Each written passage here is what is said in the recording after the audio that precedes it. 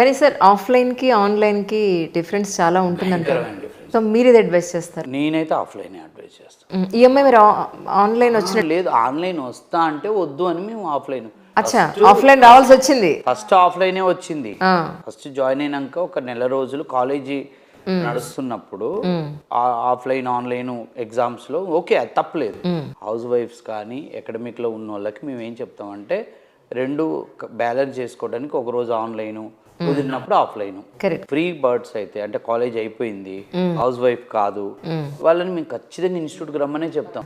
ఇప్పుడు కాలేజీ జరుగుతున్న వాళ్ళు లేదా హౌస్ వైఫ్స్ కిడ్స్ ఉన్న వాళ్ళని వాళ్ళు అడుగుతారు మాకు అంటే వాళ్ళకి ఆన్లైన్ ఫెసిలిటీ ఉంది బట్ ఈవెన్ దో ఆన్లైన్ అంటే ఓన్లీ మాకు డబ్బులు కట్టుడే మీకు రిజల్ట్ ఎంత ఎఫెక్టివ్ ఉండదు ఇన్స్టిట్యూట్కి వస్తేనే బాగుంటుంది. అలాంటి వాళ్ళకి కూడా హౌస్ వైఫ్స్కి ఏం చెప్తాను అందరూ 8:30, 9కి రావాలి కదా మీరు 11కి రండి.